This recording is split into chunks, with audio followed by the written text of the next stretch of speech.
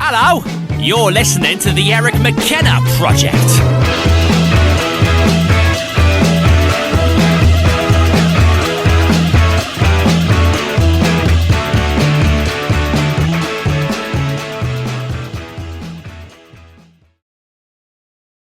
Tried to give you beer.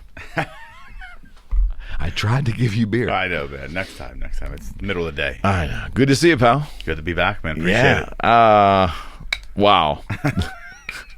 The one guest I don't have to worry about not speaking into the microphone.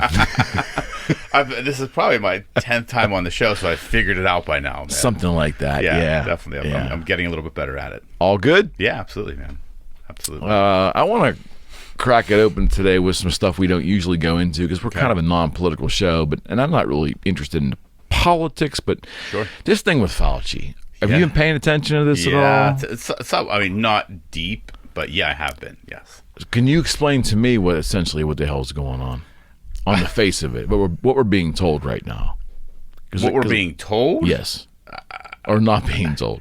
I mean, look, I've thought this for a long time, right? I think what we're take a step back, right? 30,000 foot view is we were fed a bunch of shit over the past year. Now, I'm not saying that shit about COVID. I'm saying that there was too much hiding of the real information. And that's like when they unearthed all these emails from Fauci, it's like, just be straight with us. Like, that was my whole problem the whole time. I felt like no one knew what the fuck they were doing or what they were talking about, but they wanted us to think that they were the experts at everything. I would have respected these people a lot more if they said, yeah, we don't know. We have no idea. Yeah, we don't think masks work, but maybe wear one to just prevent you from spitting on people. Like, the shit that's coming out now, like, how can you, like, take the mask example, right? The email, he goes into detail in an email about why masks don't work and why you should only wear it if you are sick. But yet they go and tell all of us that we should be wearing them. Like, how do you look at us now with a straight face and say, well, that's okay? So my initial question is, before we even get to the pandemic, okay, correct me if I'm wrong, because I may have the information incorrect here, but am I reading correctly that he is a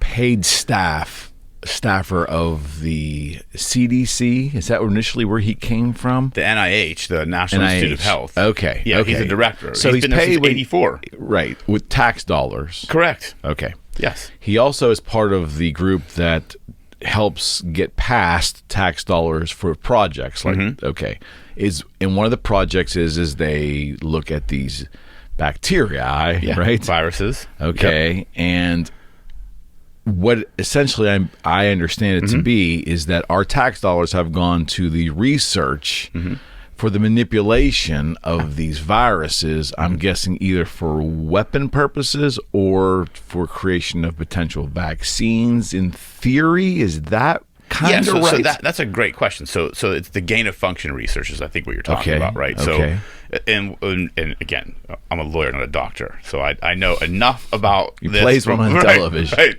So I know enough about from what I've read. So gain of function research is basically taking a virus. Maybe it's a virus that's transmitted, animal to animal, and figuring out a way to manipulate the code of the virus to make it now infect humans or affect humans more quickly, make it more dangerous. Like, to me, I'm thinking, why the fuck are we even doing this? Right. Like think about that. Like, okay, if we're creating biological weapons, that's scary shit. Why? Right? I thought we were trying to eradicate those. Correct.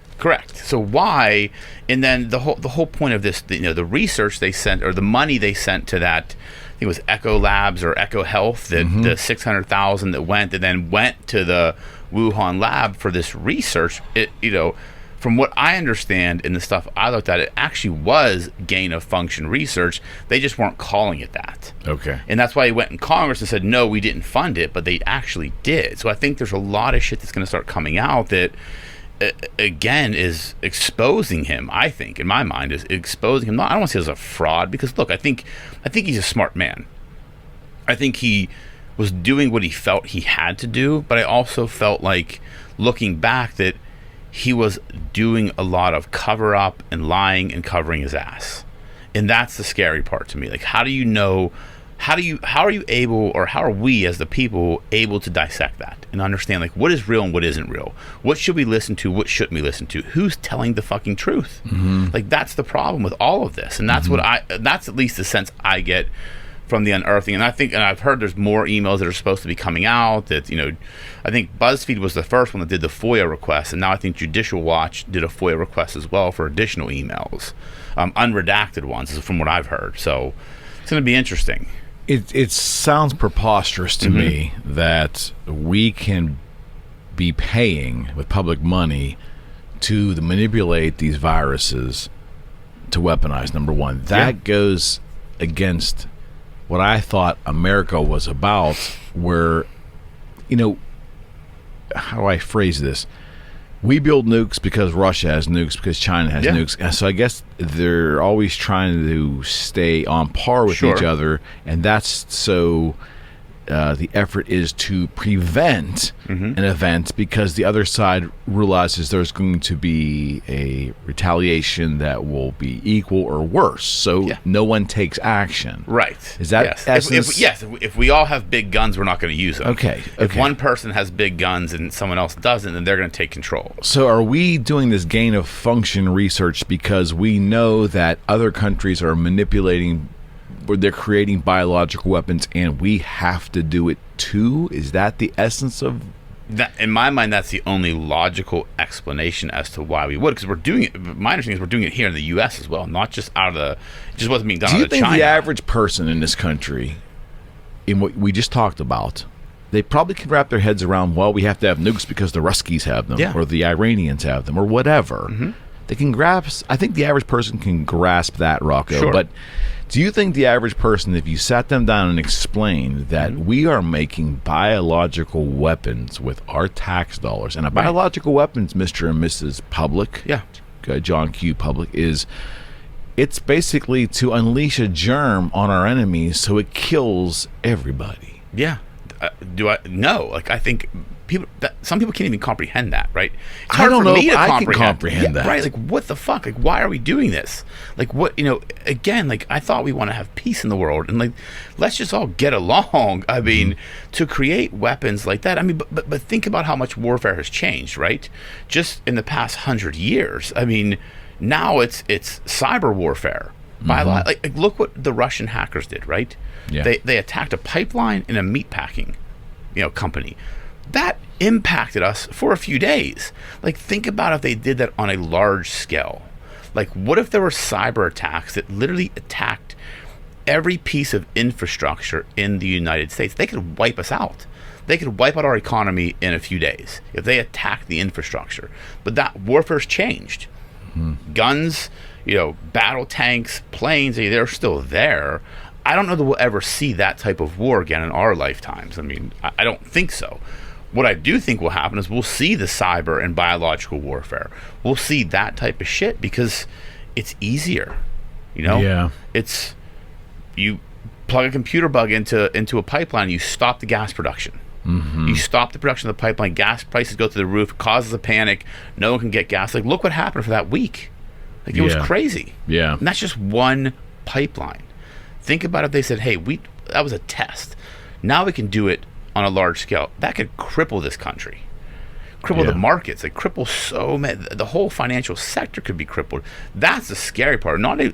More so than the biological, in my mind, is the cyber warfare that I think is coming.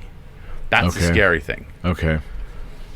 Well, for this conversation, this gain of research, so it's gain of function. Gain of function, yes. I need to understand this too. Does the average person in this inner city of, let's say, Los Angeles, or out in the prairie out in Oklahoma, two vastly different people, but sitting in the same room, do either one of them really understand that their tax dollars are going to create viruses that are intended on killing innocents? No. I don't think so. No way. I mean, but I don't think so either. Look, I don't think a lot of people know where most of our tax dollars go. Yeah, you're right. You're right. But this is in our face right now because it's being exposed. Correct. Because of people that we have relied upon to help get us through this pandemic and take their instruction to stay safe. Yeah. All of that is in question right now to me. I wanted, personally, I kind of wanted to believe in Fauci. He seemed like a likable guy. Yeah. But early on, I started to see, like, hypocrisy. He would say one thing and do another. Optics always didn't look very good. Yeah, I agree. And now this kind of stuff, when a politician, their private emails are exposed, a part of me cringes because we all have private conversations that we don't want to be public.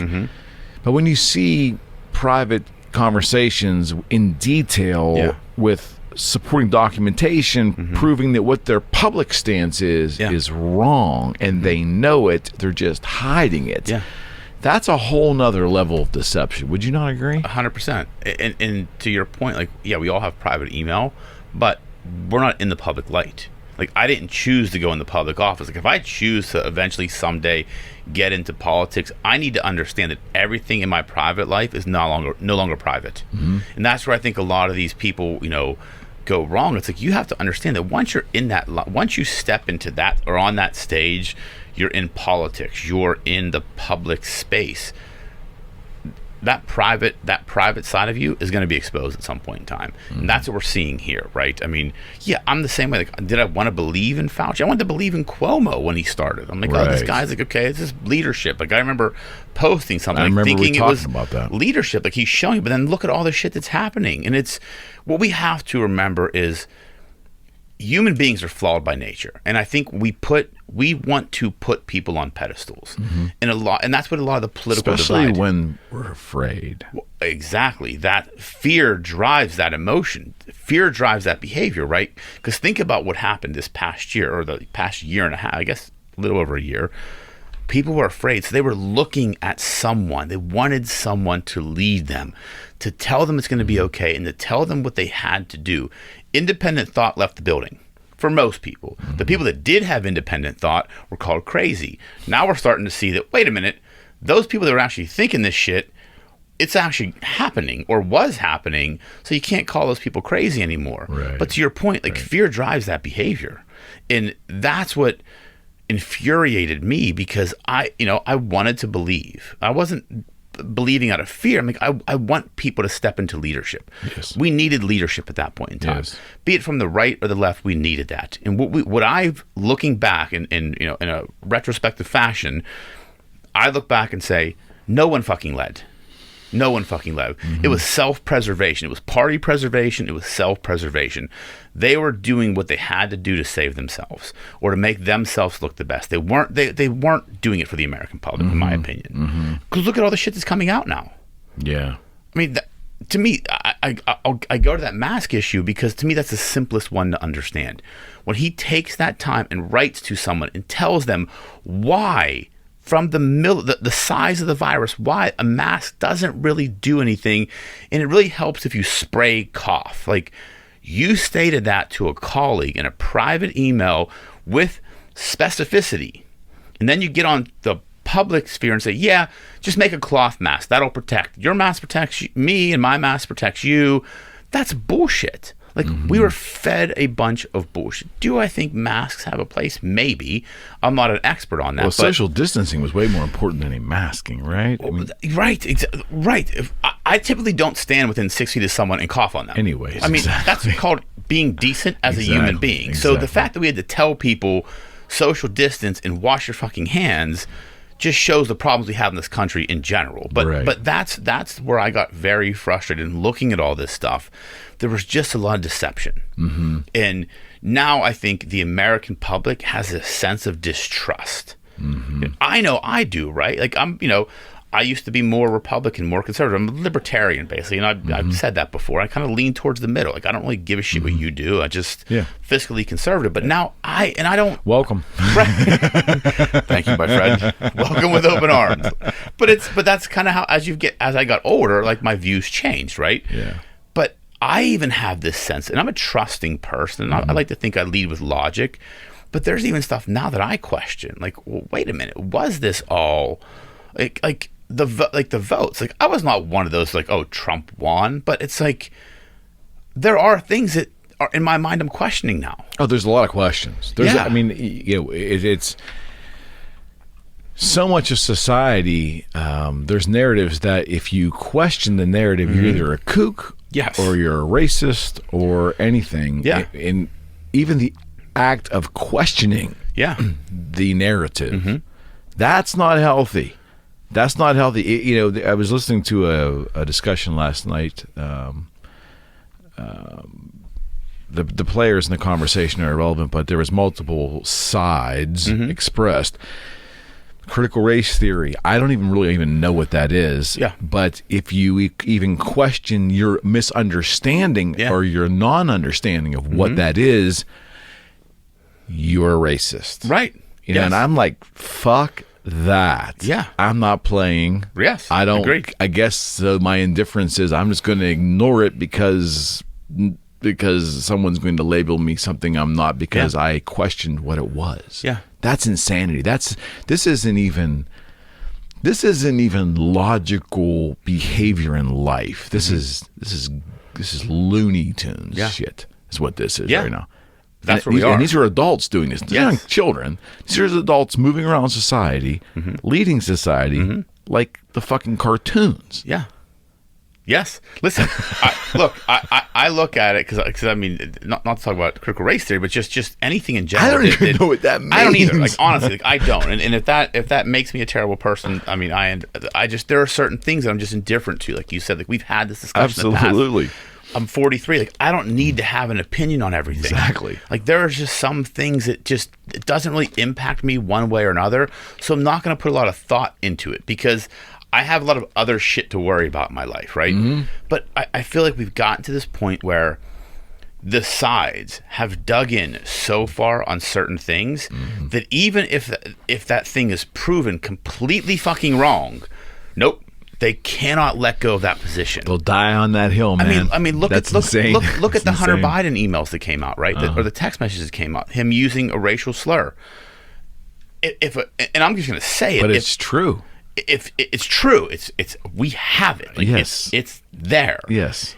And I watched an interview yesterday of it was a I can't remember one of the congressmen and a woman who was on the left, and she's like, well, he's not in the public light.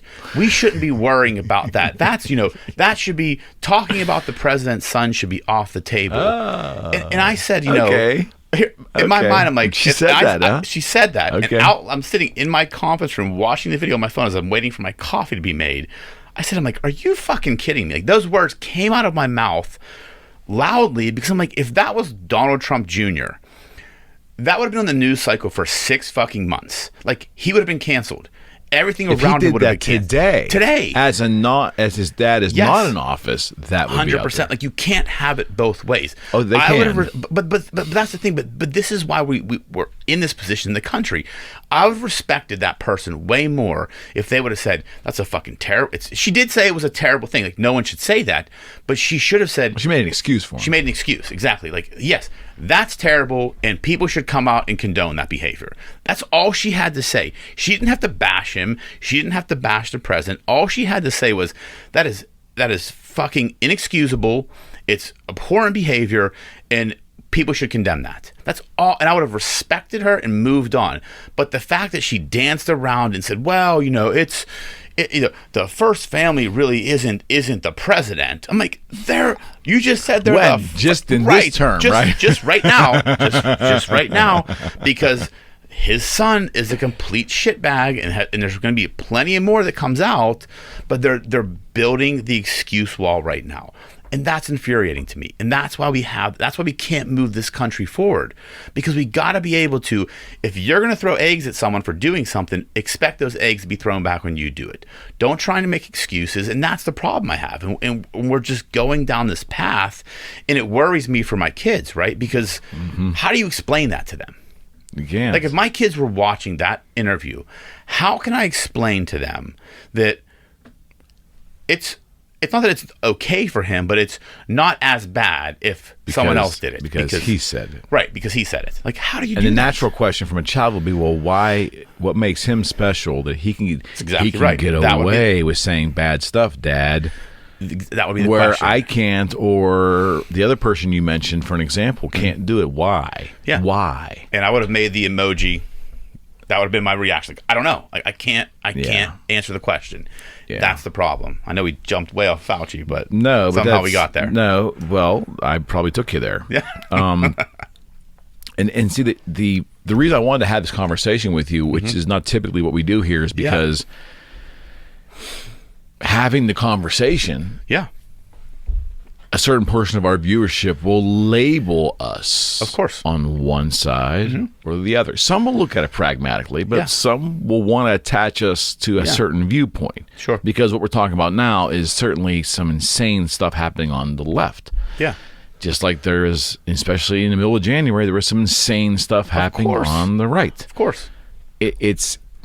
That's the issue for me. It's not the validity of the parties. Yeah. It's the fact that every action has to be labeled and Right. put into a box. And Yes. see, I do not maneuver my life that way.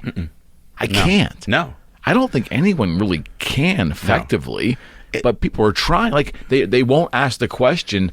People are being bullied to being okay with their children being taught things in public schools that they fundamentally are against. It might be against their religion, or it might be against their social understanding of life, whatever. But they're being bullied into accepting that this is just the way it is, and I can't afford to send my kid to a private school, so public school is the only option. I have to deal with it. Yeah. And when they open their mouth now, the ones who did open their mouth, now there's an effort to shut those people down by labeling them as racists. Right. And this is the worst of society. When you ask someone to keep their, or you tell someone or imply they should keep their mouth shut, because if you open it and question it, you're a fucking racist. That is where I get off the tracks. Like, you know what? I ain't playing. You guys are whacked. I'm going home. I'm sorry. And look, I'm done. And here's the thing, like, I don't get it. I don't get it. Well, because it makes people feel good to label other people. I guess. But here's the thing, like, the shit we talk about on the show, like, I think is logical and reasoned, and there's thought behind it. And if people want to label us, so be it. The problem I have, and I'll just lay it out there, I think, and I'm gonna use our gender, men. We've become weak in society, and that's the problem. Like, being a masculine male has been vilified. It has been, and that's the problem. So now we get beat up by all these woke things and these woke sayings, and you got to believe this, you got to believe that. And I just kind of come to this realization a few months ago. It's like, no, fuck that. Like, that's not who I am. Like, right.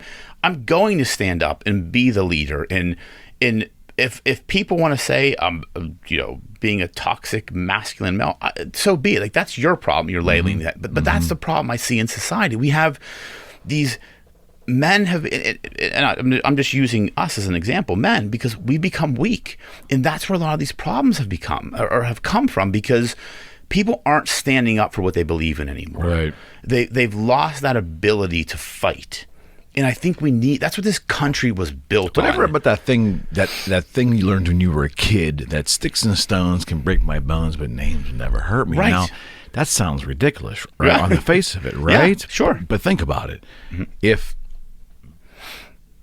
good, decent males are afraid of the term toxic masculinity, so they are now, to avoid this phrase, or the potential of anyone ever mentioning that to them, they change their behavior in a way that changes who they are and makes them less effective as people when they are already very good, kind people. Yes. That's a problem, because that's 100%. not toxic masculinity. It's just not. Just because someone says that you're male, you must be a toxic male. That's fucking gonzo. It's completely That's utter crazy. bullshit. And how do you even define toxic masculinity? No one can ever define it to me, right? No one can define anything in society. Well, that's the thing. You just get a label. What's critical race theory? It means one thing to one person, another thing to another person.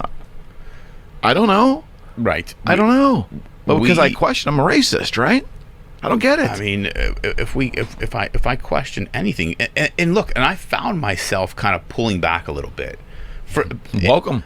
but I've said, I'm not doing that anymore because I can't. That's not my authentic self. I understand. Right? That's we need. I believe, and I'm not saying I'm the most masculine like alpha male, but I have tendencies, and I think we need more guys to step up and lead. We need more men to step up into the light and to lead in an effective way. Like not this brutal No. Like I feel like I lead my people in the right way. Like I'm compassionate, I'm empathetic, but I'm also the first one to step in the front lines if the shit hits the fan. And I'm not afraid to take the heat. I'm not I will never let a person that works for me or is associated with me take the bullet. I'll always take the bullet. That's my role as the leader. And I think we've lost that in leadership. I think a lot of leaders out there have, they're hiding for cover. Like that's it. They don't want to be, so they just, they don't want to offend anybody. Guess what? If you're offended, your problem. I have viewpoints you may not like. People listening may think this dude's fucking crazy. Like I don't agree with him. That's okay. That's what this country is made of, and that's what we were built upon. Used to be. Differing opinions. Used to be. But that's how we solve problems. No question. And we need to get back to that. And that's where I get so frustrated that we've lost the ability to have a discussion in a rational debate without name calling or labeling or putting me in a box and saying we're going to cancel you. What cracks me up is like there's this concept of toxic masculinity. Yeah. Okay. If a male is doing bad stuff to people, bullying, really bullying, not just not pretend bullying, really bullying, doing crimes, being aggressive toward men or women, or heaven forbid raping somebody, those are definitely crimes. Those are crimes, right? Yes. Okay. Let me tell you something. If you define toxic masculinity as the guy with the gun hiding out in the sand over there in Libya, getting ready to take out a terrorist organization that's planning on blowing up another building in this country, you think that guy that's going to go in that tent and shoot those terrorists, if you view him as having some toxic masculinity, then fuck you. Exactly. Because obviously you want that guy and his men that take his orders to keep you safe. But you might be okay with that, right? But you're upset about an assertive man in society, in business or in politics or on the sporting field. At some point in time, rational thought has to take over here. Yeah. And I hope that we're just in a funky period right now. But, there's got to be some sanity. And to label someone toxic, man, you're a slippery slope. To label, heaven forbid, someone a racist because they ask a fucking question? Yeah, that's ridiculous. Really? That's ridiculous. The whole point of Are life you is the question. kidding me? See, that's the problem. Nah. And to your mind, or to your point, I do believe we're seeing a shift back. At least the perspective I have. I am seeing a lot of these woke companies not get the attention, and there's people pushing back. Like people are starting to stand up, especially now that all this shit is becoming exposed. I think people are saying, "Well, wait a minute, I believed you." And now I was fed a bunch of bullshit. So people are starting to fight back a little bit. I still think there's, like we've talked about before, there's that 75% in the middle and in the fringe people. I think those fringe people are still the loudest. I still think they're the ones on both sides. They're still the ones that are controlling the narrative. But I do believe the people in the middle are becoming I'm in that 75%. I am getting louder. Not I'm Because just we're getting tired of the bullshit. That's it. It's just, and we're running the world. We're not running the narrative, right, whether it's in the media or social media, obviously, because that's where the fringe is at. But we are running the world. The 75% in the middle. Exactly. Is running the world. Like we run the companies. We have the small businesses. I employ people. I got tired of just the bullshit out there, and I just said, I'm ignoring it. I'm operating the way I'm meant to operate, my authentic self. And if you don't like it, that's okay. You don't have to associate yourself with me. I don't mean to alienate anybody. That's not my intention in any way, shape, or form. Right. My intention is to be my authentic self. And not everybody's going to like that, and that's okay. I'm secure enough in who I am as a man to understand I don't need everybody to like me at all. And I think we need to get back to that as We well. need to teach our children that. Fuck what yes. needs to happen. I try, with my son, I did it. I try with my daughters to teach them to be strong, independent women, thinkers, and question and challenge. And look, they're gonna go through things that I don't even know how to process, because I'm not a female. But my job as their dad is to show them the way, show them the path, educate them, encourage them, provide them the opportunities, and also teach them to stand on their own 2 feet and to be those strong, independent thinkers, because the world needs more of that. We need people to think for themselves. We need people to challenge. That sure doesn't sound like toxic masculinity coming from you, pal. We'll see. Someone out there that's watching this is probably going to say, that's a toxic dickhead. Oh, I want to take a left turn, but before we do, one last thing, because we're in that. Where I think the change is going to come, Rocco, is that there was a movement a year ago to look critically at our policing in this country. The essence of looking critically at our policing and talking about solutions, I am still 1,000%. That concept, I'm on board. Yes. But throwing the baby out with the bathwater, meaning to attack the police department, cut their pay, handcuff them essentially in terms of them being able to enforce, has caused a reduction of officers, has caused a reduction of budgets, which means reduction of officers. And now, a year in, we're seeing major cities with major crime problems. And like, how was this not fucking visible? Right. Oh, let's see. Let's take police out of the city, and things are going to get better. How many rational people from all sides of the aisle, from all demographics, said exactly that?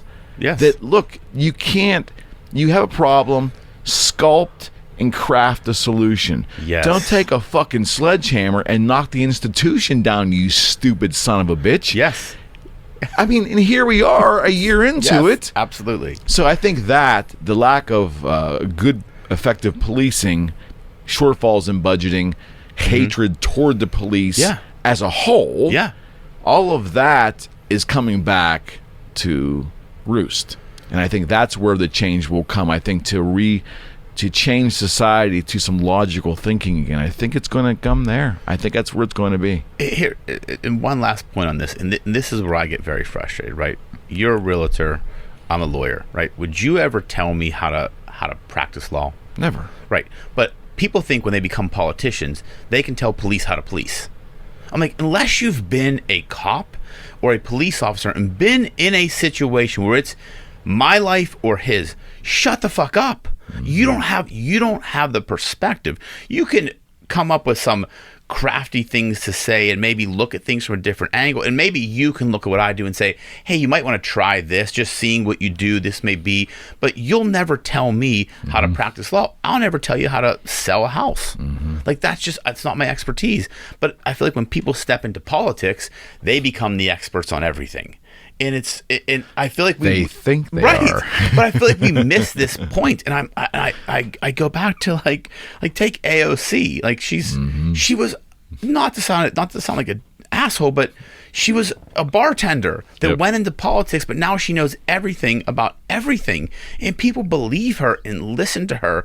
And in my mind, because she has such a following, she has a responsibility. When you step into that position, you have a fucking responsibility, and you need to understand what the fuck you're talking about. Well, it needs to be tempered by logic, and it needs to have the ego constrained. Right. What I'm seeing is that with movements in this country, and it isn't just the last year and a half.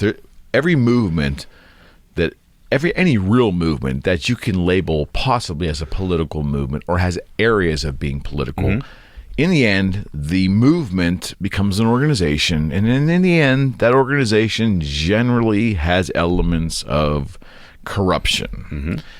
People love the attention. The ego takes over. The essence of the message is sometimes lost. Money comes into play. And that's what we're starting to see.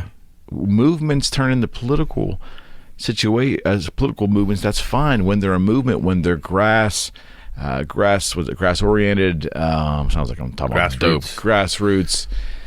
when it really comes from the people, that's Yeah. one thing, but they get co-opted and the message gets distorted or lost, Yeah. and it becomes an entity, and then corruption sets in. Exactly what happens. I mean, you're saying Black Lives Matter, in essence, is probably one of the most important, in my opinion, Yeah. the most important movements this country's ever seen. But I said to myself the moment years ago when it really kind of started, I said, it's great now, but it will become a political arm and then become a political football. Yeah. And ultimately become co-opted by money and greed. Yep. And now you're starting to see that happen. And that's a fucking shame. It is. It is. Because that didn't have to go that direction. No. And that's what happens with a lot of good movements. Good doubt. movements start getting run by bbad people with bad intentions. And when money gets involved, it changes everything. And that's what we're seeing in this country. Yeah, and that's where I just feel, when it becomes a political movement, I get worried because the politics will co-opt it, and then eventually greed will set in. But it's a shame to see people that were really there from the beginning, that were leaders of these movements, for them to become, have issues with money and greed and all that. That's important. It's different if they form a company and then you bring outsiders in who we can almost understand how that happens. But when the originators of the movement are shown for their greed and their fraud, it's fucking tough. Well, and I believe that comes from a lot of these people that start these movements are the grassroots movements. So maybe they don't have access. It wouldn't be a grassroots movement if they had access to that. So money becomes intoxicating at a certain point in life. Right? Absolutely. They get to that point where they're like, okay, I'm running this organization, I'm powerful, and money's coming, and that corrupts. Like, absolute power corrupts absolutely. And we see that happen, and that's unfortunate because there are a lot of very good movements out there that could make a huge difference in this country, but when money gets involved and power gets involved, it changes the dynamic. And I think people get lost in that. They get into that realm and they get lost. They lose who they are. They lose their soul. And you just hope they find it and they get back on course. I hope. Okay, the left turn is, and we do these shows unscripted. Rocco does not know where we're going when we come in here. So, in the news this past year or so, our government has done the unthinkable, and that is provide little glimpses of evidence that there are objects flying around and interacting with our military that we have on video, on infrared scans, on narratives from our military that we don't know what they are. We can't do anything about them. And some of these videos go back 15, 20 years. And they just released it to the public. And more's on the way. So the government is not saying there's little green men, but they're saying there are things entering our airspace, engaging our military, that we cannot control. All right. Number one, what do you think about that? Number two, do you think that was wise? In that, what do you think public reaction will be if it continues to be more concrete as they release more and more? Are we ready for that? Man. And do you think there really is anything to it, or do you think there's still a man-made explanation for what they're viewing out there? So, are you even familiar with what I'm fucking talking about? Yes, I am. How do you see it? No. Yes, I am. So let me be 100% transparent. This is one of those topics where it interests me, but it's not something I spend a lot of time on. So I'm just putting that out there. I understand that. That's why I want to ask you. No, and I appreciate it. And that's why I wanted to be honest, because it's not something I don't want to sit here and just feed you a bunch of bullshit. You work for a living. Right. Some of us don't. So we have more time. I have plenty of time, man. I could, I watch YouTube in my office sometimes.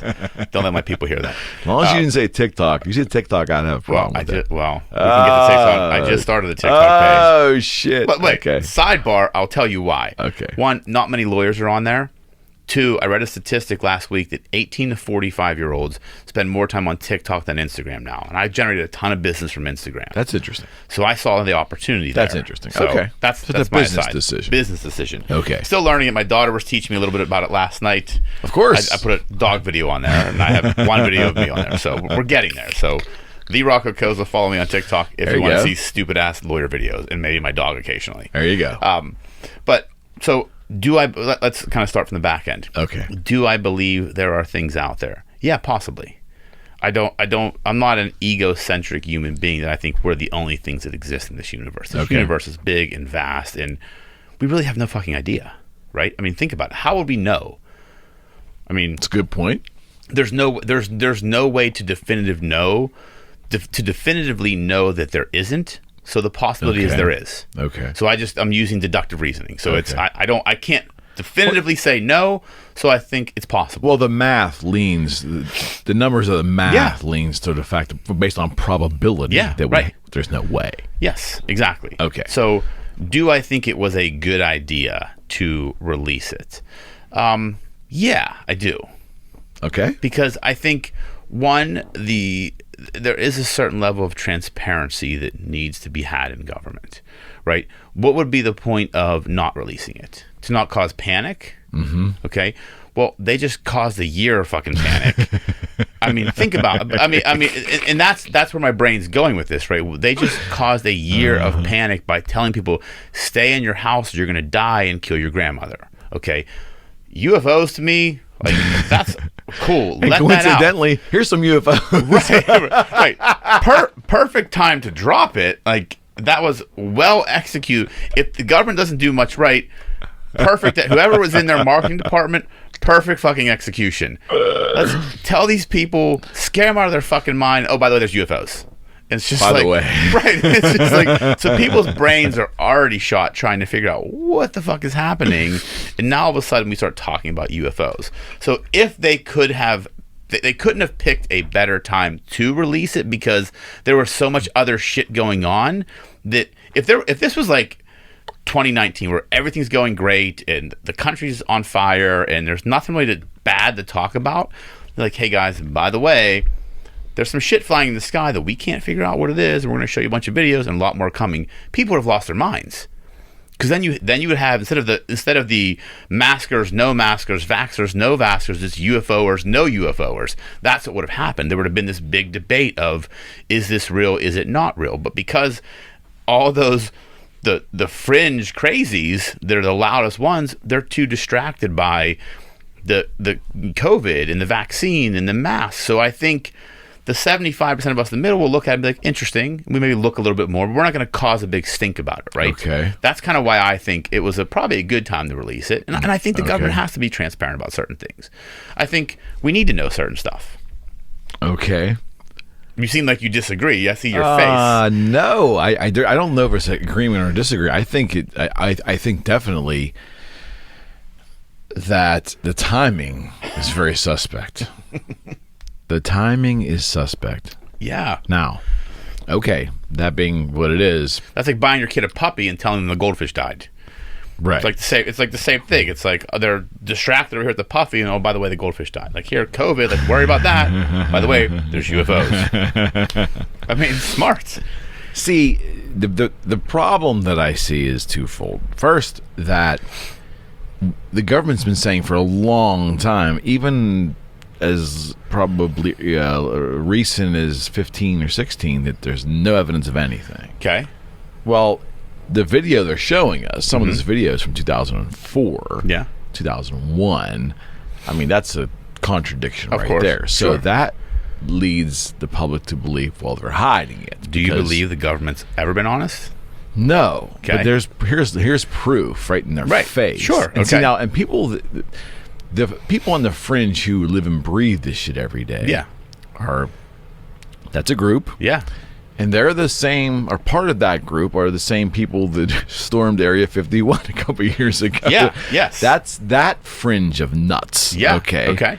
So I'm not worried about those folks. Okay. I'm not even worried about the curious people like me. Mm-hmm. What I am concerned is that what else are they fucking hiding on this subject? And now this issue with Roswell and all the years of folklore and all the stories and there was a guy named Bob Lazard. You know Bob Lazard? I know the name, yeah. Yeah, a guy came out in 89. Yeah, I think I saw a documentary on him. Okay, and he was completely destroyed when he came out by a lot of people, except those on the fringe. Well, through a lot of what's happening. He was talking about Roswell, right? Or he was some government experiments, I believe. He was a theoretical physicist with an interesting background.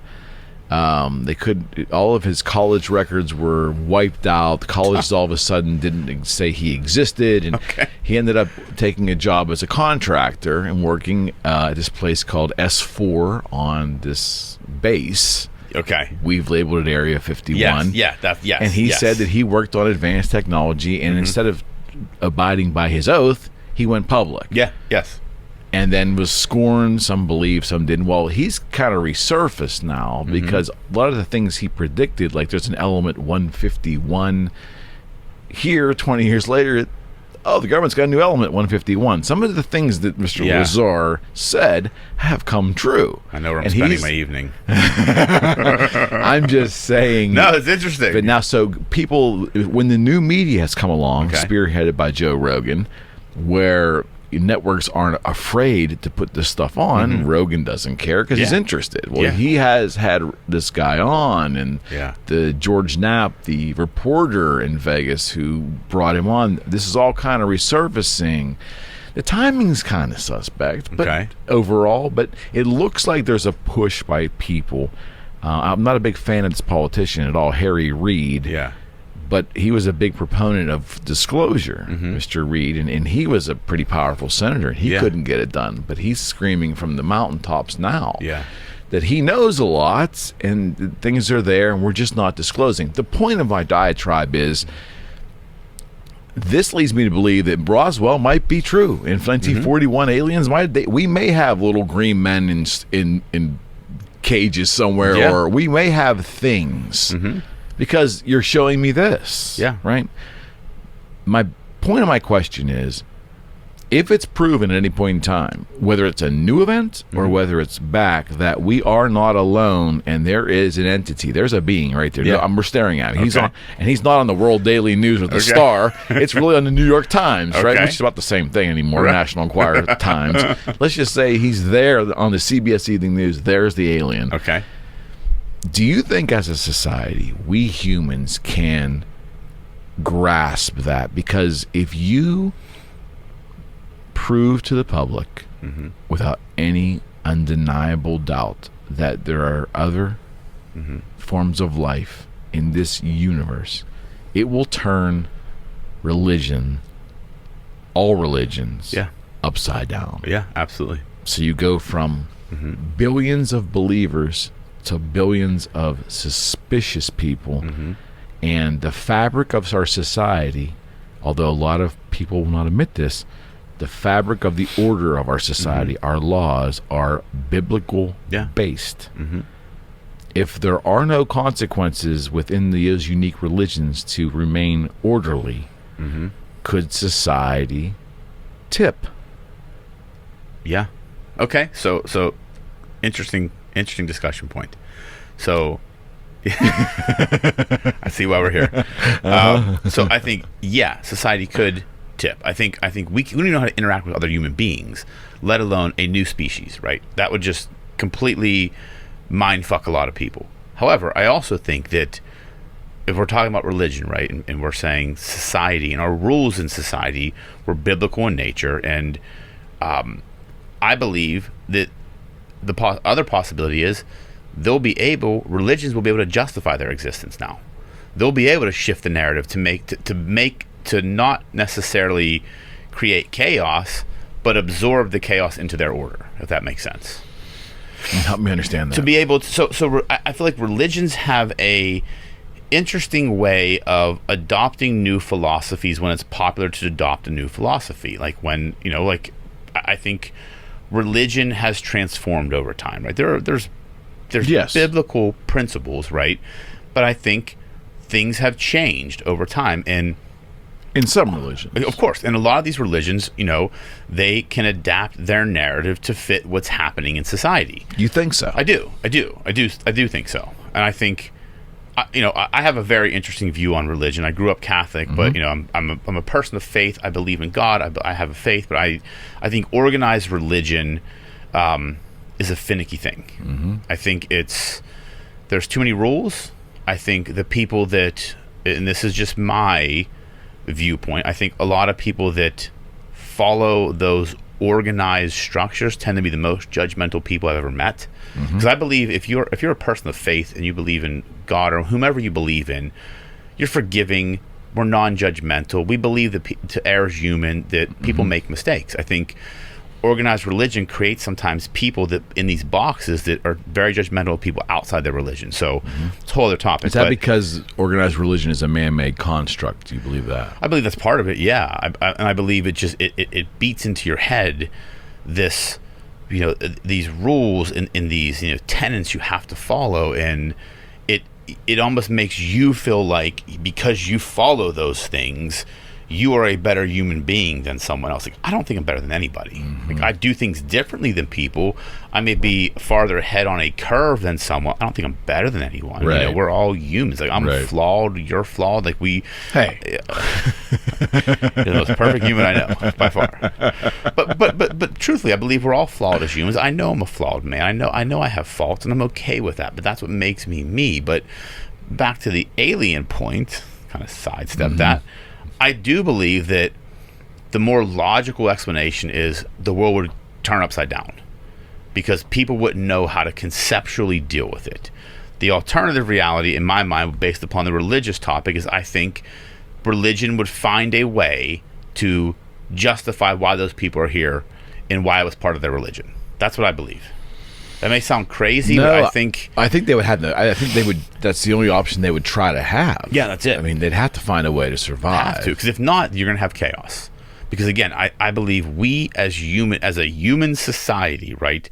We don't even know how to deal with one another that well. Now you add this new, like, green people over here, whatever they may be. Hey, we're going to integrate them into society. People will lose their fucking mind. Like, lose their mind. So yeah, see, I don't even think the entities have to be here and doing anything to us. I think just proving that they landed here, we have their quote unquote bodies here is proof that outside of our world there is something.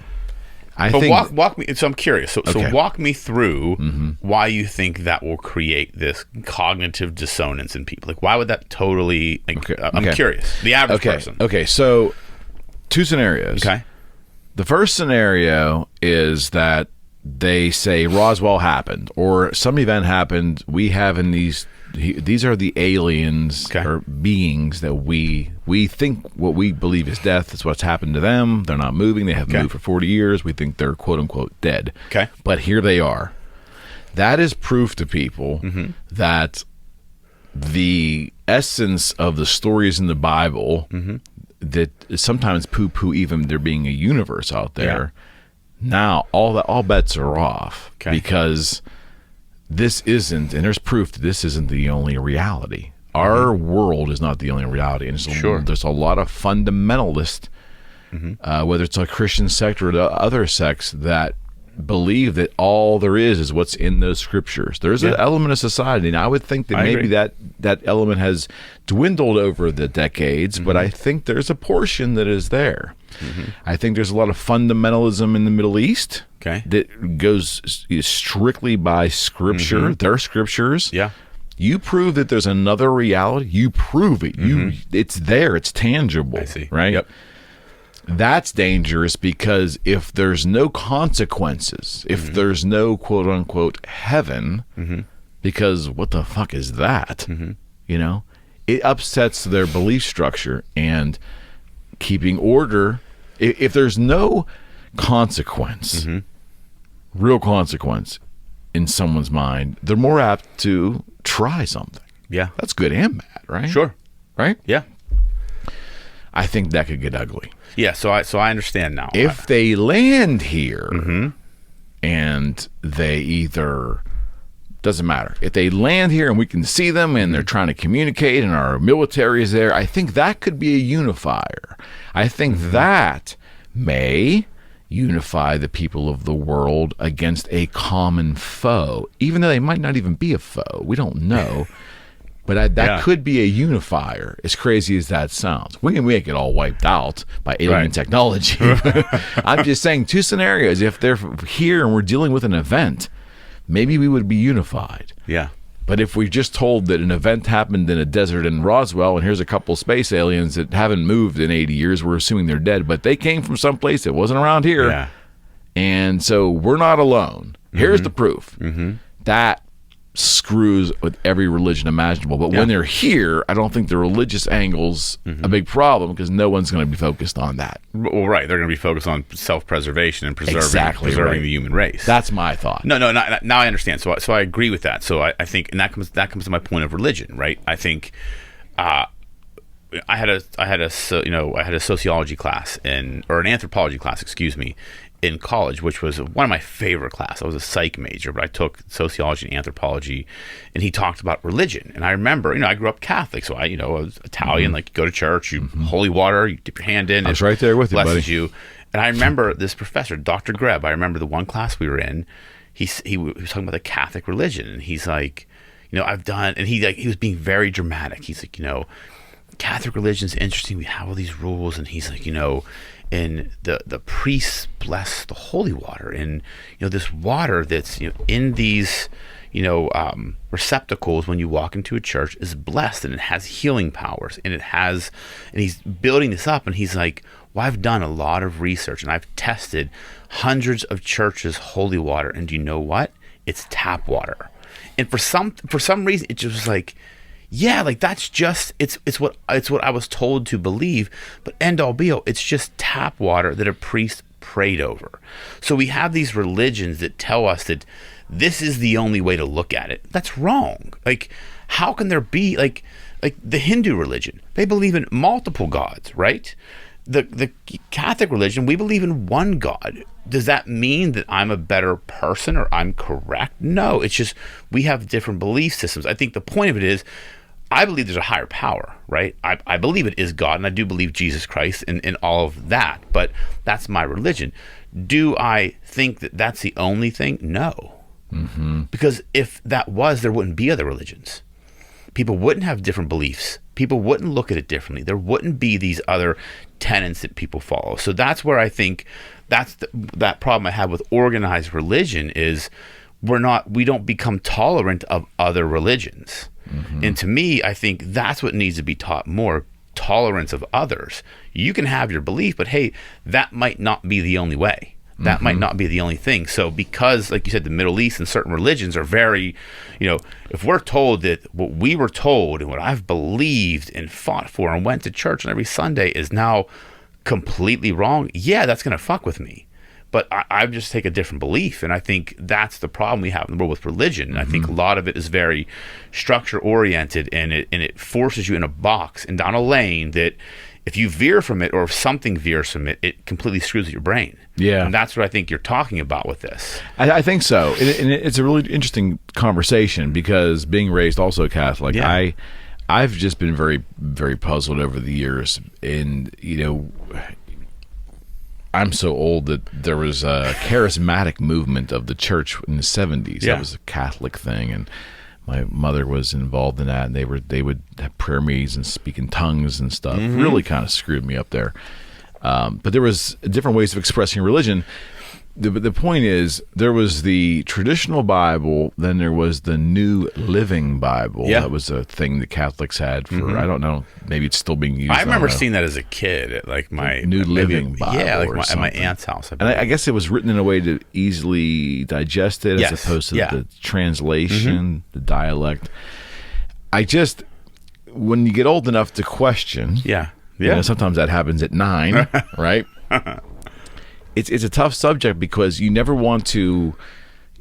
It comes down to science and logic and then belief. Yeah. And we're told at a younger age as a devout Catholic that there is one way, it's our way, and the word of the Bible is everything. Yeah. But that flies in the face of all man-made science, right? Sure.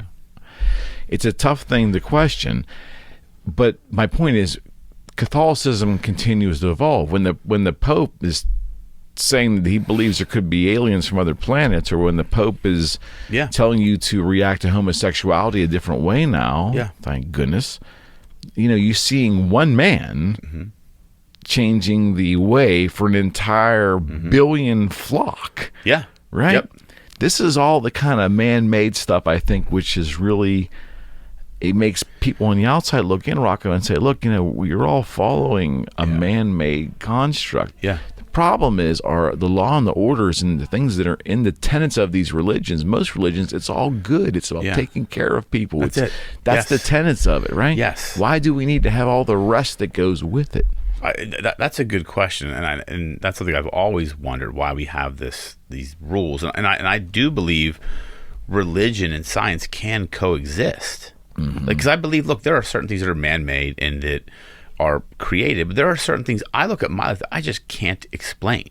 Things that have happened, paths I've crossed with that you just can't. There's no other way to explain it other than something bigger than me, like higher power. Like, you have those feelings, or you there's just certain things I believe that there is a higher power out there. There is, and that's why I believe religion and science do not have to be, these diabolically opposed things. They can coexist. Okay. I think a lot of people try and say, well, if you believe in science, you don't believe in religion. I say, you can believe in both. I think so, yeah. But a lot of people don't think that. They think that there's certain things in science, if you believe in them, well, you're not a devout Catholic, or you're not religious. I'm like, no, there's certain things that I know that science explains.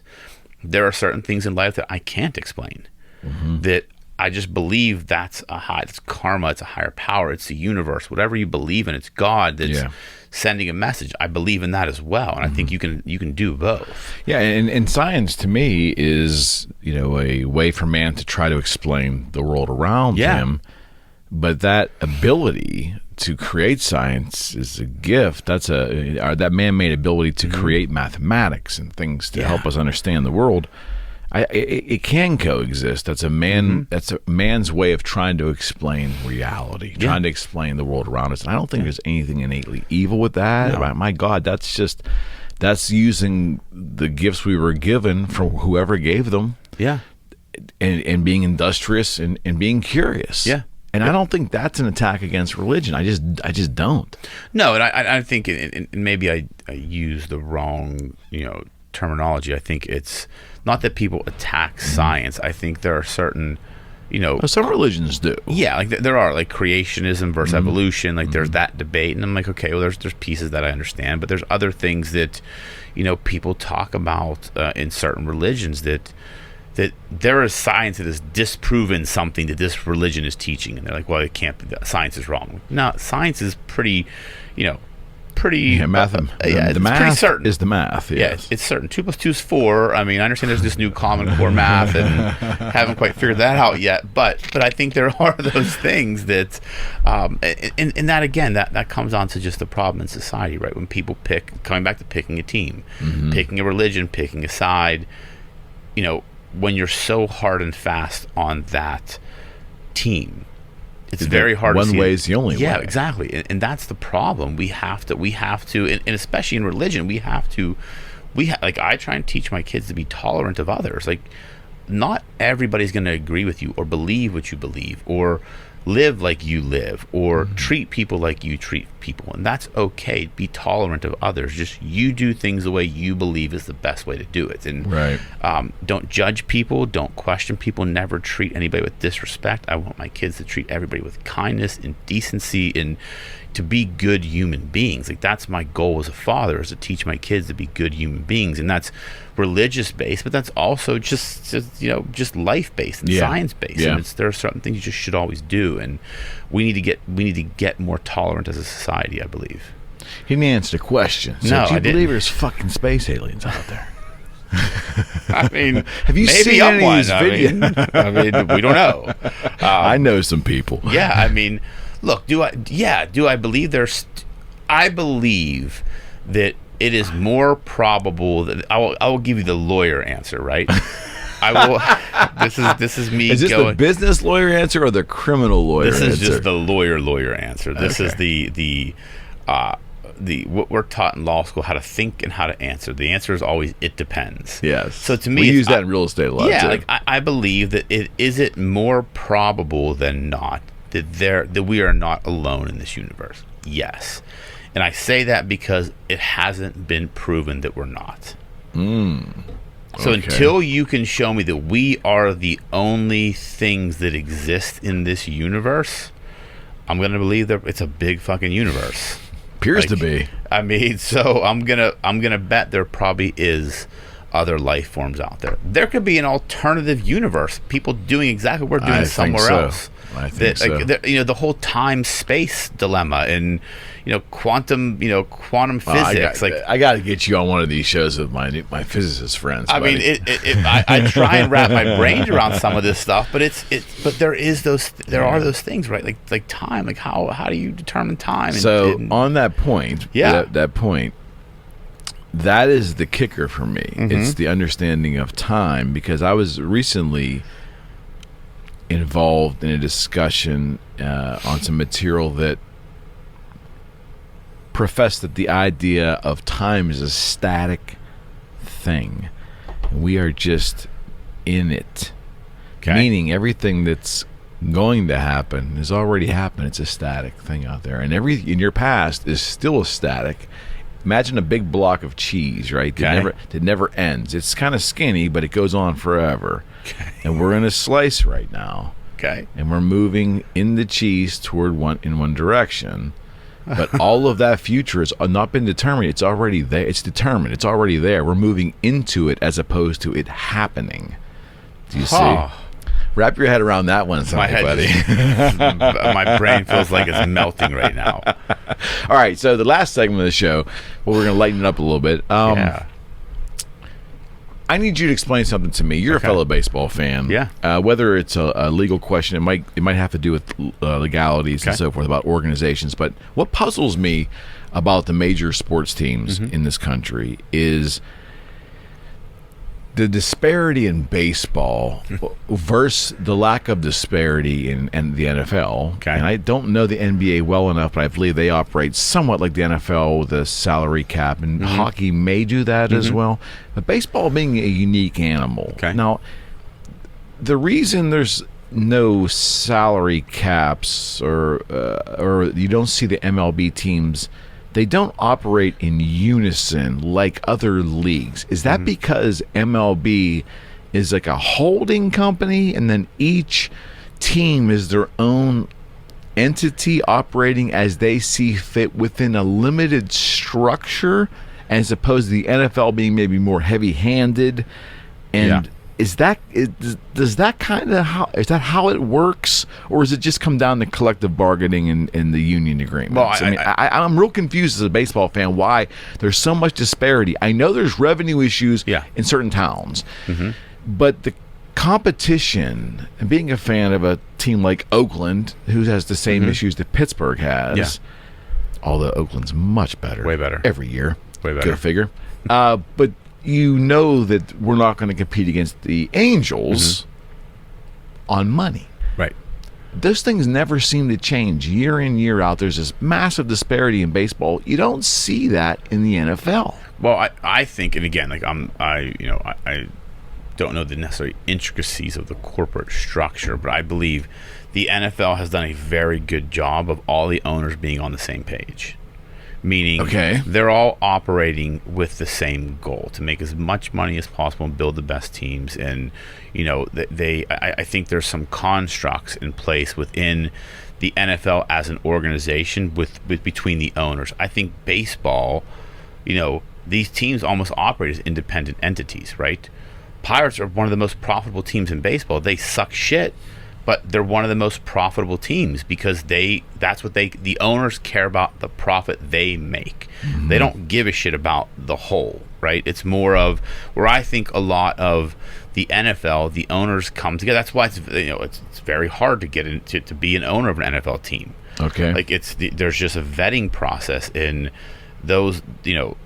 Those people have a common goal, and do they care about the league? I think they care. Yes, the sanctity of the league, and I think there are just certain rules and constructs in place. Maybe spoken or unspoken between the owners that they do things a certain way. I think that's less in baseball. I think baseball, because of just longer seasons, there's more involved in baseball. I believe that owners look at their team as their team, not how their team operates within the major leagues, how their team operates, period. That's how I see it. And again, I'm not the expert on this, but that's the only thing that makes sense in my head. Because there are some teams that they're always good, and they have the money to pay more players, and they're putting the money into it. Pittsburgh, different animal. They just don't pay the players. They'll get a player, they'll pay him well, and then they'll trade him. And it's about the money. So what really the second part of the question is, it's really an interesting study because I'm a capitalist. I'm a free market guy. Yeah. So in theory, baseball is probably the closest operation to what I believe fundamentally. Yeah. It doesn't sound like the NFL and maybe the other two major sports operate that way, where it gets top down. It's pretty directive from the NFL. Like in the NFL's case, they're telling these teams, you're going to do it a certain way, and they care about the competitive balance, I guess is what I'm trying to say. Yeah. Baseball does not seem to care. MLB does not really seem to to care about the competitive balance from city to city. And that doesn't change. And I think that's always the way it was structured, right? Was money an issue the same but I think 40 years ago? Well, but I think here's the thing. I think about the competitiveness, right? An NFL season is 16 games. Okay. It's easier to create a competitively kind of neutral type framework, right? Where all teams could be competitive in a 16 game season. There's going to be shitty teams, but I think baseball is 162 games. That's very hard to figure out, how, other than just getting the best players. So you think there's just math and probability I think involved? there's math and probability involved. Because think about what the Pirates would have to do to become a winning team. It costs them a lot of money, right? It comes down to money. You need the best players that have endurance, that have the wherewithal, and coaching and management, and be able to play well for a 162 game season. That's a long season. I played baseball growing up.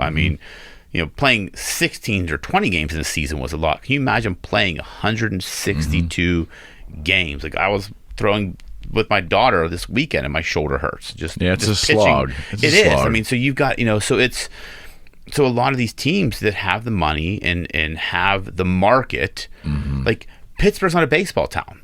Let's be honest. We have one of the most beautiful stadiums in the country. I've been to a ton of stadiums. We do this trip every year.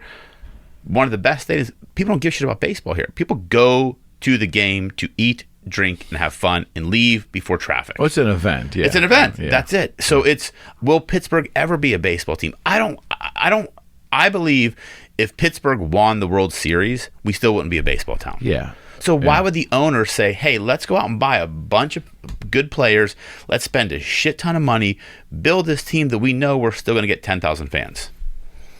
Think about that. Why would you do that? From a business perspective, as a business owner, would I go out and say, okay, if I'm spending, we'll just use simple math, say I'm spending $50 million on my team. For my team cost me $50 million, and I generate $100 million in revenue. Very fucking profitable. Do I think spending another $50 million will get me now to $150 million? So meaning I'm exponentially growing. No, I think that $50 million I'll maybe make $110 million now.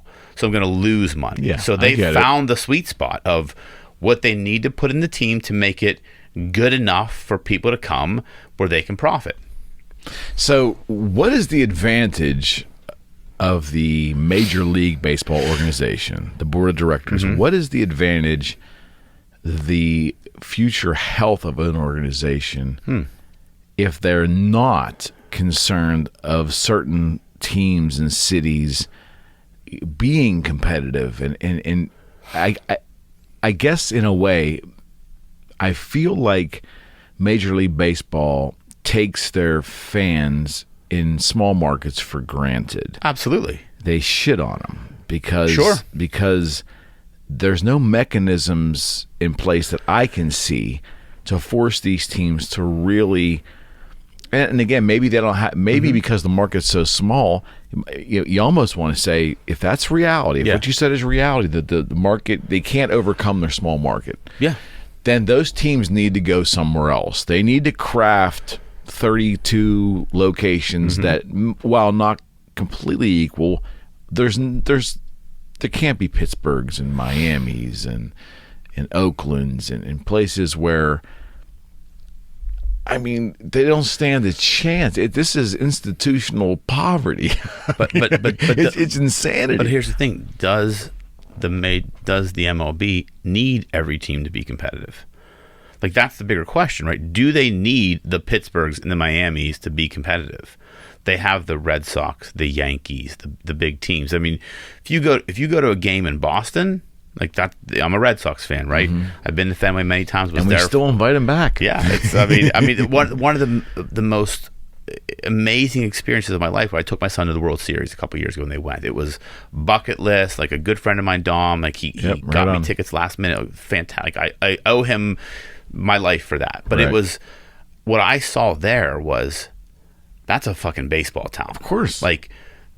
Those people were there for the and any time I've been to Fenway, like when I went to Fenway the first time when I was 30 years old, that was my first time at Fenway, and it was just like a weekend game, like nothing on the line.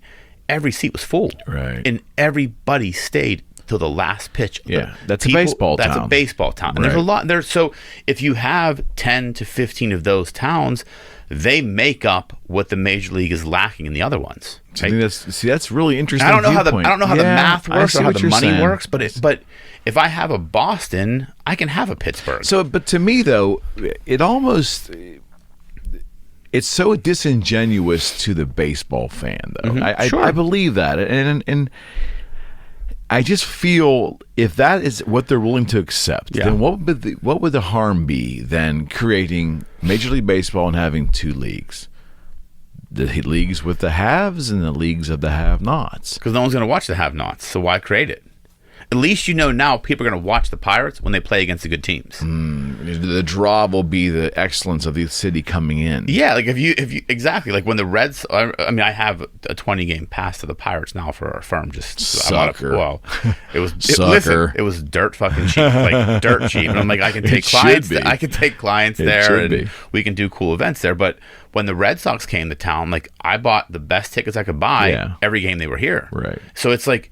I did that when Oakland comes. That's what I mean. Like that's why. So they knew. And when I went that game at PNC Park, those 3 games were sold out. Right. So it's like that. Right. So if you create a league of the A League and the B League, no one's going to go to the B League. Yeah, it's kind of minor league baseball. I get it. Yeah, I'm just trying to say it just seems from a competitive standpoint. Yeah. That proposal makes more sense on the competitive level, but you're saying without the draw, the named players coming into your town for a 4-game series, no one will go. No one's going to go. No one's going to go. I mean, honestly, to think about that, no one's going to go, and they're not going to invest money in cities to do that. You know, here I think the money's already been invested in the cities, right? To move a team's a lot of money. You've got to build a stadium. You've got to go through all the zoning approvals, like hundreds of millions of dollars to move a team. And if the owners don't have to do it, and they're profitable, and they're kicking the money to the major leagues like they need to, why upset the apple cart? You're always going to have the 10 teams that are competitive. It's always going to be the case. Maybe once in a while you'll get one of those teams to come out of the woodwork and do something, and that's what makes baseball exciting. Right. Like baseball is one of those sports where anything can happen. Yeah, well, teams have proven it. Yeah, I mean, and streaks happen, and players, just step up and become great, but it's just a different animal than the NHL and the NBA. They're just I think they're run differently. I don't know like a lot of the inner workings. I've worked with athletes in the past, but not on their league contracts, but just on like other business. So I don't know the inner workings, from an expert level. It just, again, from a baseball fan, I like elements of having this beautiful park. I like the fact that these amazing teams can come in and you can see. I get all of that. But in the end, the futility of losing is something that is it's like breathtakingly terrible. Yeah. I mean, we're not There's good. no end. Yeah. I mean, but if I'm the owners, I'm laughing every day to the bank because they're making a shit ton of money when you think about it. And to them, like, I just honestly think to some team owners, it's a business. And their goal is to be profitable. They may not care about the fans. Not they don't care about the fans, but if it's let's lose money so we can keep the fans happy, or let's make money and we'll still have fans, but not everybody's going to be happy, they're going to pick the latter every day.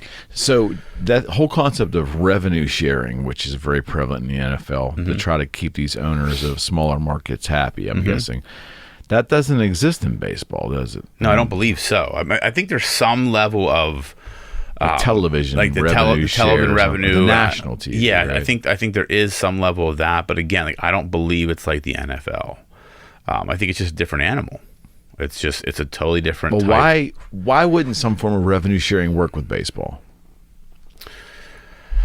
Well, I don't know. That's a good so because I think there's such disparity. I mean, if I'm just looking at it, and again without knowing any of the details, like just from a logical standpoint, I would think it's more logical in the NFL because even shitty teams sell out stadiums. Right. Like even shitty teams, because you're only is that because there's less games? Less games. There's 8 games, right? So if you're home, you're 8-9 games at home, right? So if I'm a Cleveland Browns fan, I'm going to go to those games. But I'm just saying, like that's what you got to think about, right? Right. Pirates, I can go to 80 games on a fucking Thursday at noon. Like I'm not going to go to that game. You know what I mean? So to have a revenue share, like the Red Sox, they'll sell out a Thursday 1:00 game. Right. The Pirates will have 7 people in the stadium.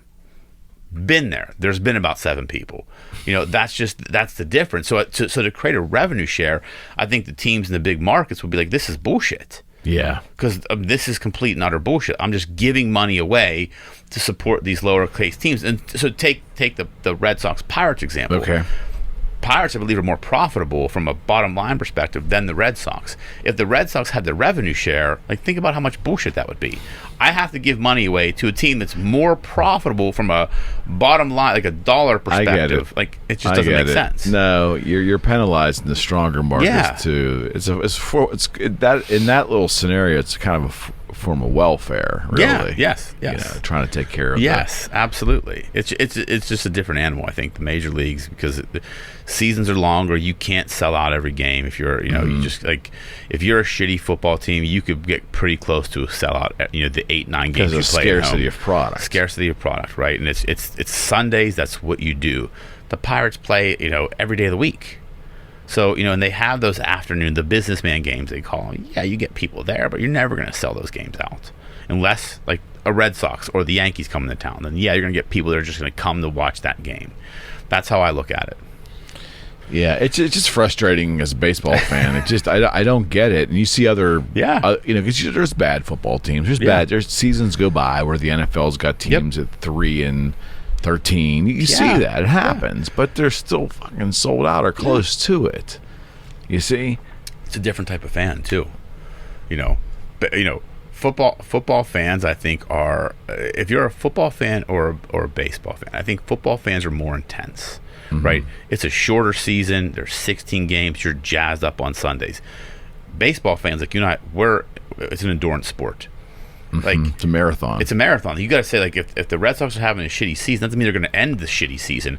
I've got to be willing to endure the ups and the downs through 162 games to get to the end. So are baseball fans a little more loyal? Than football fans. Oh, I believe so. I think so. Absolutely. To be a fan of a team and watch a team through 162 games every single year, that's a lot.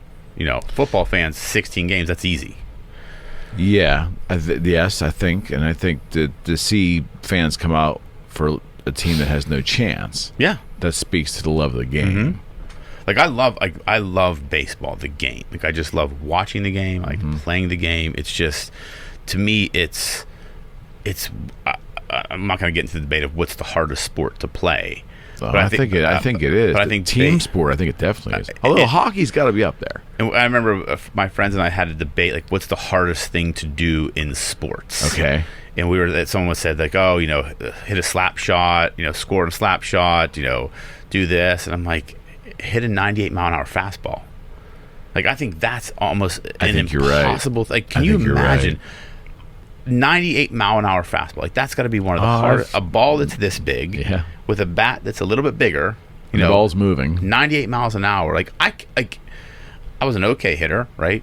I couldn't step into a box and probably hit an 80 or 75 mile an hour fastball right now. Especially one that's moving. I don't mean moving towards you. I mean moving laterally. Yes, that just shakes. Or, you see one break off a little bit. Like, that's a hard thing to do. And that's why I think baseball, people say it's boring, that people just stand around. But, until you're on the field and I played third base, you get a ball hit to you that's whizzing down the line. You're like, fuck, I got to catch this. And you've got like a split second to react.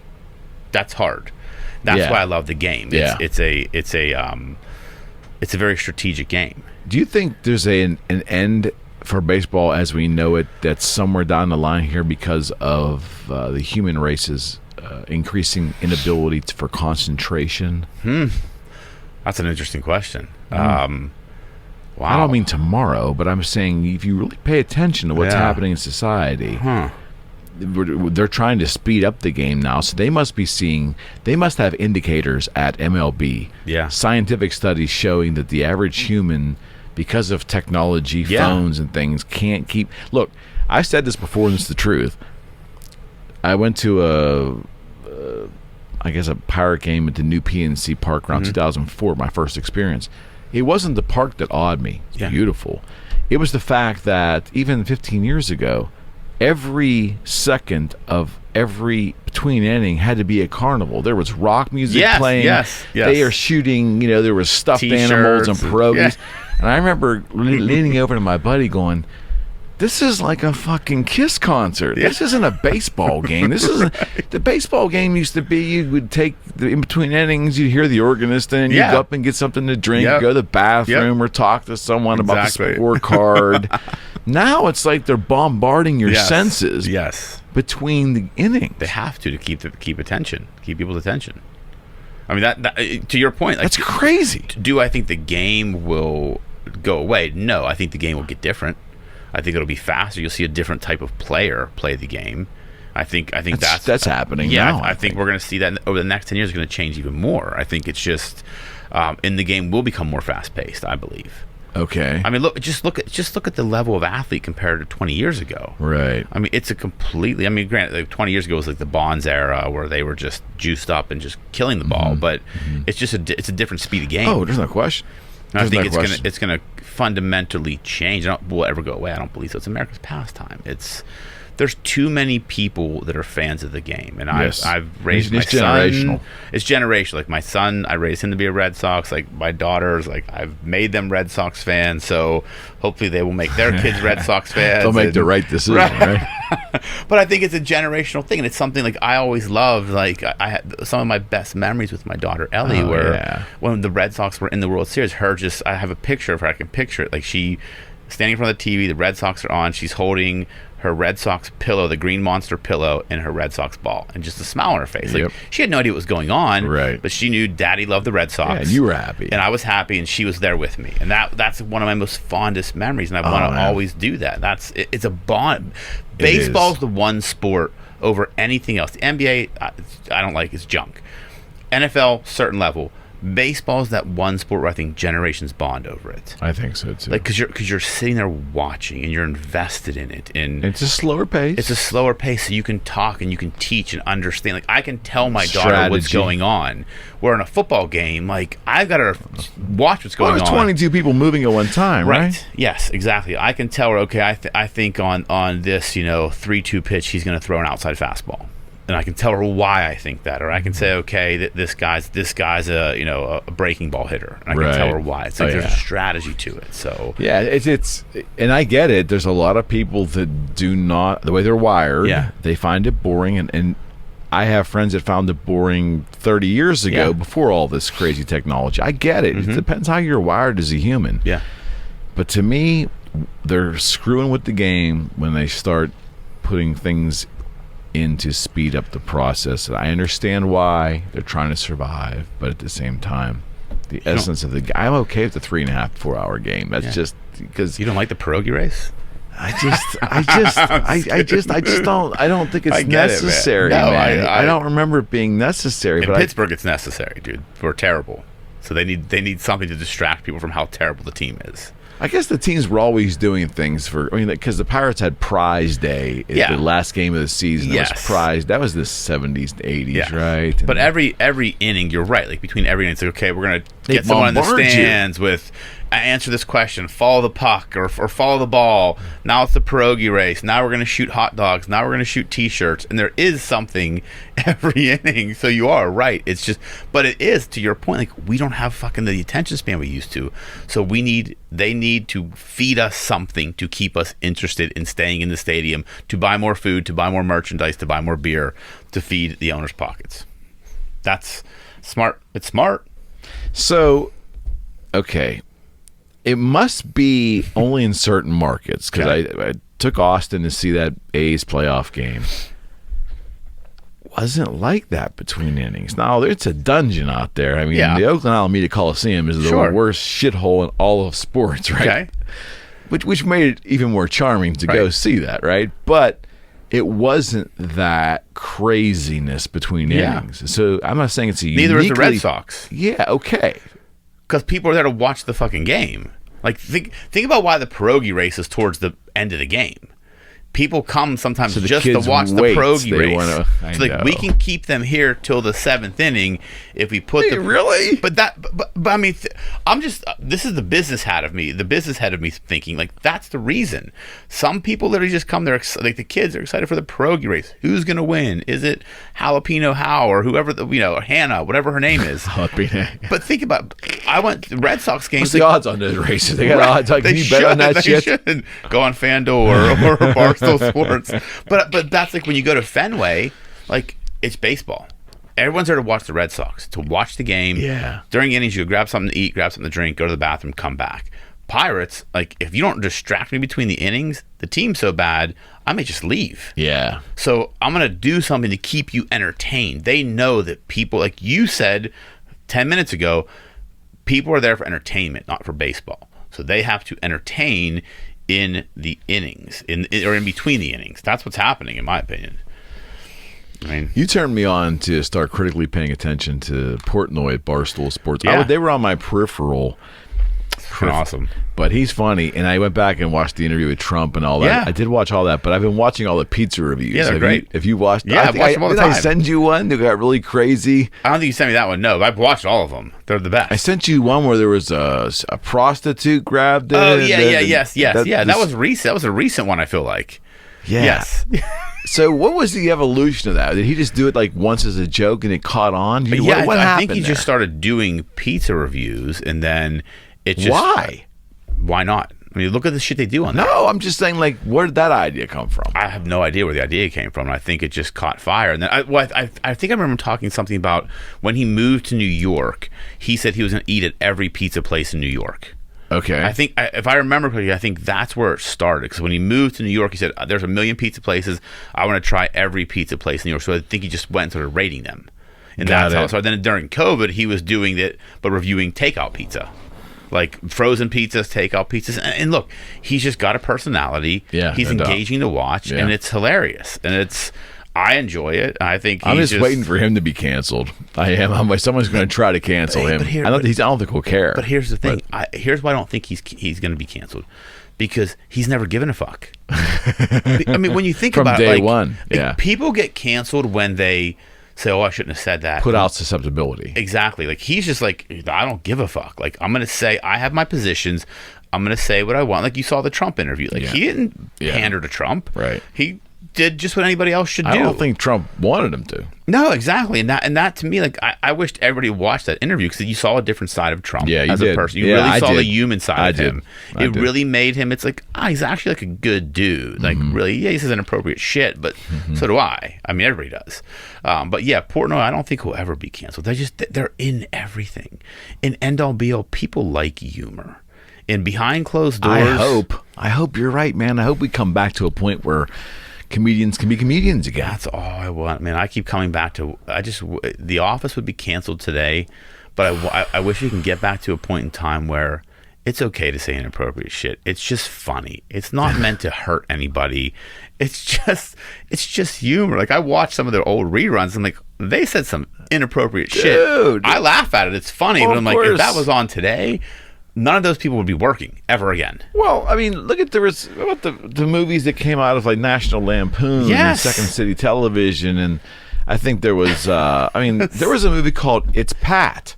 Yeah, where it was a person, we didn't know whether it was a male or female, and it was a Saturday Night Live character. I don't think it was very. It really wasn't even that cutting. It was kind of this humor's the way it went. You couldn't fucking do that today, you know. No, and I'm not even saying you should do it today, but I'm just saying that type of stuff. Yeah. To laugh, we need to be able to laugh at ourselves. Yeah, we can't take ourselves. We can't laugh at ourselves anymore. People are. You know, we've got to get back to the point where we believe if you're offended, that's your problem. Like, that's it. Like, if I'm offended, that's because I believe a certain thing, not because of what you said, right? It's because if you say the sky is blue and that offends me, what you said is just stating a fact. That fact offended me for some reason. And people want to say, well, you shouldn't have said it.